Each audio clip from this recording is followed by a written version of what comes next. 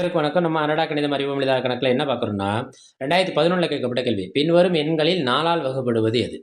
4 4 answer குடுத்துருக்காங்க. எல்லாமே அதிக டிஜிட்ல இருக்கு. இது அத்தனையும் செக் பண்ணி நம்ம ஆன்ஸர கண்டுபிடிச்சுட்டு இருந்தோம்னா, நம்மளுக்கு நேரம் இருக்காது. அப்ப இதுல என்ன ஒரே ஒரு ஷார்ட்கட்னா, இது நம்மளுக்கு தெரிஞ்சது தான். இருந்தாலும் மறுபடியும் தெரிஞ்சுக்குவோம். 4ஆல் வகுபடும்னா, அதுக்கு என்ன கண்டிஷன்? நம்ம எத செக் பண்ணா மட்டும் போதும்? எத்தன டிஜிட் குடுத்தாலும், கடைசி 2 இலக்கத்த மட்டும் நம்ம கணக்குல எடுத்துக்கிட்டா போதும். கடைசி 2 இலக்கம். அத 4ஆல வகுப்போம். இல்லன்னா அது 4ஓட வாய்ப்பாடா இருக்கணும். 4ஓட வாய்ப்பாடுனா 4ன் மடங்கா இருக்கணும். இருந்தா இந்த டோட்டல் நம்பர் எதால வகுப்படும்? 4ஆல வகுப்படும். எல்லா நம்பரையும் நம்ம செக் பண்ணணுங்கிற எல்லா டிஜிட்டையும் செக் பண்ணணுங்கிற அவசியம் இல்ல. இல்ல கடைசி 2 இலக்கம் என்ன? 94.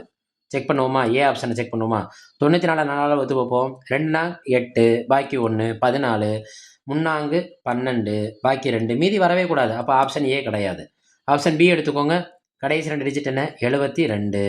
4ஆல வகுப்போமா? 1 4 பாக்கி 3 8 32 மீதி 0. அப்ப ஆப்ஷன் பி சரி.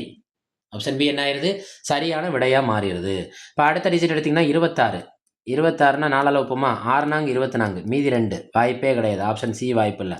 ஆப்ஷன் டி எடுத்துக்கோங்க. 22 4ஆல வகுப்போமா? 5 20 மீதி 2 மீதி என்ன செய்யக்கூடாது? நம்மளுக்கு வரக்கூடாது. அப்ப ஆப்ஷன் டியும் விடை இல்ல. கொடுத்துருக்க ஆப்ஷன்ல ஆப்ஷன் யார் மட்டும்தான் விடை? பி மட்டும்தான் விடையா மாறிடுறான். மறுபடியும் சொன்னேன், ஒரு நம்பர் 4ஆல வகுப்படுன்னு சொல்லி பல டிஜிட் குடுத்தாலும், அத்தனை டிஜிட்டையும் நம்ம செக் பண்ணணும்னு அவசியமே கிடையாது.